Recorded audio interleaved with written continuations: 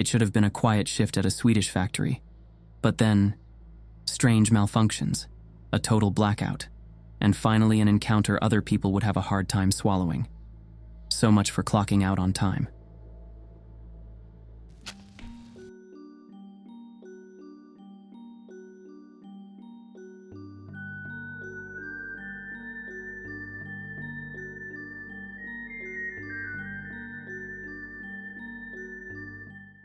On the evening of January 28, 1979, repair technician Lars Eriksson, not his real name, was working a routine shift at the Forsheda rubber factory, located 15 kilometers west of Värnamo in Småland.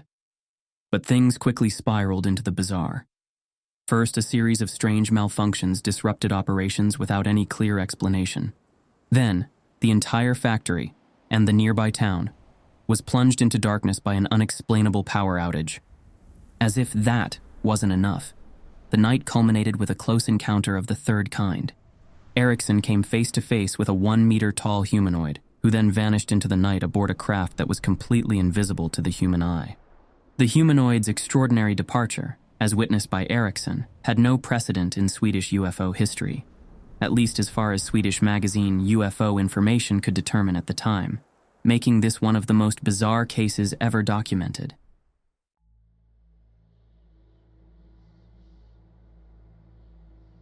Sunday, January 28th, started like any other day. Lars Eriksson, employed as a repair technician at the rubber factory, was responsible for maintaining the facility's boilers and fans. Lars began his shift at his usual time, 5:15 p.m., planning to work for roughly 3 hours. Everything ran smoothly until just before 6 p.m., when the steam boiler suddenly stopped for no apparent reason. Lars was baffled. He checked all the valves but couldn't find any issues. When he walked over to the electrical cabinet to inspect the circuit breakers, the heating boiler stopped as well.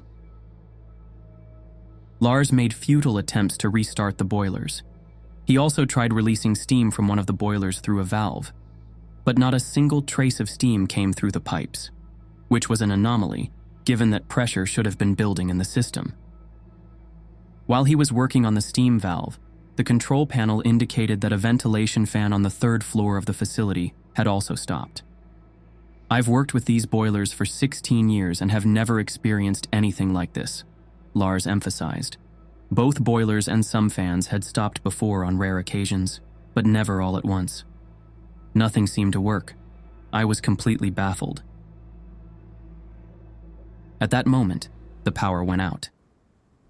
And the blackout didn't just affect the rubber factory, it plunged the entire town of Forsheda into darkness.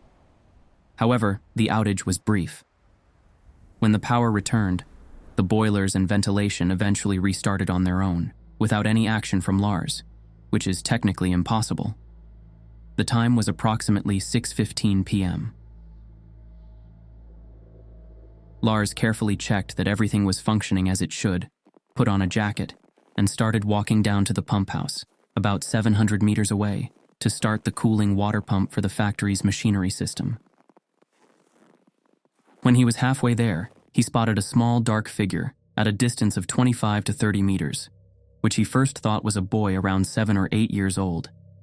The figure was walking from the factory area and appeared to be heading toward the power station. "How did you get in here?" was my first thought. The main gate and the gate to the pump house, located outside the main facility, were locked.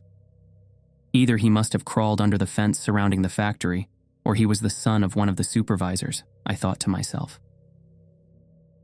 As Lars drew nearer, the figure stopped and raised its right hand, as if to greet him, making Eriksson pause in his tracks. At first, I thought the boy was greeting me, and I believe I raised my hand in the same way to greet him back. But when I tried to move closer to him, I simply couldn't. It was as if something was stopping me. I couldn't move. Lars did not feel any discomfort or sense of threat from the figure. He finds it difficult to describe the inability to move, perhaps as a form of paralysis.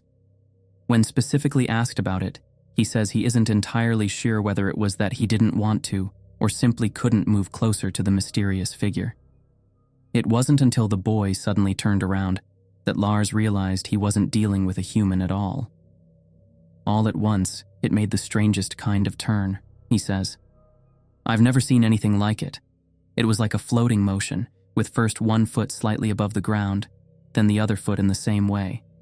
During the turn, its hind feet slid, as if it had slipped on the snow. I didn't actually see that happen, but judging by the tracks I later examined at the exact spot where the turn occurred, it was clear that it had slipped. In the midst of its odd turn, the humanoid also made a giant leap, a distance Lars later measured to be 1.5 meters. In the next moment, the humanoid began to move away with meter-long jumps. With its back turned toward Lars, he could now also see that the figure had some kind of helmet on its head that reached down to its shoulders. The presumed helmet appeared to be square in shape. It hopped like an animal as it moved away, says Lars. The entire time, its body was oddly leaning forward, almost crouching. It moved fairly quickly, and afterward, I measured meter-long jump marks in the snow. Describing it isn't easy. All I can say is that it was about 1 meter tall, black in color, and wore a square helmet that extended down to its shoulders. Its body build was normal, like that of a human. Whether it was wearing any kind of suit or not, I couldn't determine. It was semi-dark outside, and the lighting in the area wasn't enough to illuminate the figure, but it was still sufficient to see the surroundings clearly. During his examination of the humanoid's footprints, Lars noted that the feet were wider at the front than at the back, ridged on the underside, 16 centimeters long, and curved outward. The footprints in the fresh snow were about 7 to 8 millimeters deep. At the exact moment the figure reached the spot that would later turn out to be the landing site of its invisible craft, two things happened simultaneously. Lars heard a loud, hissing sound, and at that same moment, the sensation of being unable to move disappeared, allowing him to walk freely again. All at once, the figure seemed to grow taller, tilted its upper body to the right, and almost appeared to lie down. It sat down, at least that's how I perceived it, into a craft I couldn't see, straightened up slightly, and flew away. The hissing sound grew into a sharp, intense whistling. The humanoid lifted off the ground, sitting or half lying inside a craft that was either invisible or appeared to be so to the witness, and flew away between a pair of spruce trees on the other side of the factory site. The whistling sound grew fainter and fainter until the figure disappeared into a tiny dot. I cannot, for the life of me, explain why I couldn't see the craft it traveled in, but that's how it was, Lars asserted. During his examination of the humanoid's remaining footprints, Lars also discovered another strange behavior by the mysterious visitor. At the site of the disappearance, a frozen rubber fragment appeared to have been circled by the humanoid, walking closer and closer in circles, reminiscent of an animal initially showing fear of something it cannot immediately identify. Eventually, the humanoid had apparently reached the rubber fragment and, as it seemed, stuck 1 foot underneath a loose edge of it. This is just a theory, but to me, it looked like the figure was initially afraid of the frozen rubber piece, Lars posits. At the spot where the humanoid took off in its invisible craft, Lars later found 4 circular marks, seemingly left by what was in fact a physical craft. The marks were arranged in a perfect square. However, the traces of the humanoid and its mysterious craft have not been preserved. After Lars's preliminary but very meticulous examination of all the tracks and imprints, he was forced to quickly return to work. During that time, a snowplow entered the factory grounds and cleared away all evidence of what had just occurred. The driver of the snowplow confirmed seeing tracks at the location of the event, but didn't think much of them at the time. The frozen rubber piece, which the humanoid had inspected so curiously, is also gone. Its whereabouts remain unknown. Lars, who was 56 years old and married at the time, was regarded as a stable and reliable person. However, neither his wife nor his co-workers believed him, nor did the factory managers, which is why this brief account is presented anonymously at his request in UFO-Information. Several times he has been harassed for his involuntary encounter with the mysterious figure, particularly by members of the local Free Church. On the evening of January 28, 1979, the lights went out in the small town of Forsheda, plunging the factory and its surroundings into total darkness. For most, it was just an ordinary power outage, a minor inconvenience that had families lighting tea lights and gathering by their windows, gazing out at the creeping dusk settling over the treetops. But for repair technician Lars Eriksson, the darkness marked the beginning of a night that seemed almost too bizarre to be true. Following the strange events of that night, ridicule and disbelief followed Lars wherever his story was told. Friends, co-workers, even his own wife dismissed his account as nonsense.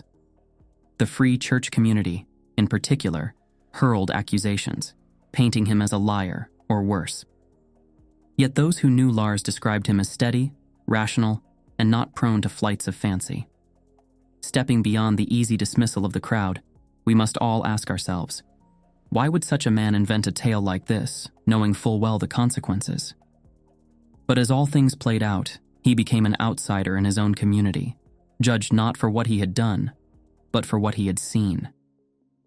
For a man known as calm, reliable, and not prone to wild imagination, such a harsh reaction seemed deeply unfair. Science, meanwhile, offered no answers. With all physical evidence wiped away by a snowplow, Lars's account became just another story, hanging somewhere between fact and fiction.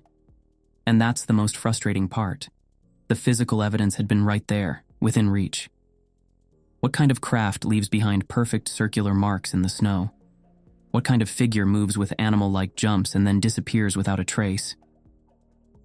Lars Eriksson didn't ask for this encounter, nor did he ask for the ridicule that came with it. Perhaps the most alien thing in this story isn't what Lars saw that night. It's how quickly people turned on him after he told it. Society has yet to show a little more kindness and humility towards those who witness the unexplainable. For Lars, the encounter faded into the distance like that sharp hiss in the night.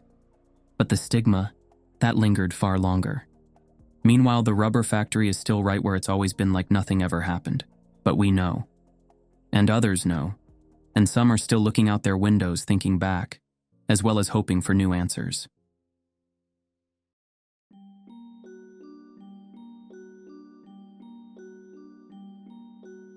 A big thank you for watching this week's episode. If you enjoy our content, we'd really appreciate a like, subscribe, or comment. This week, we want to welcome the following new members.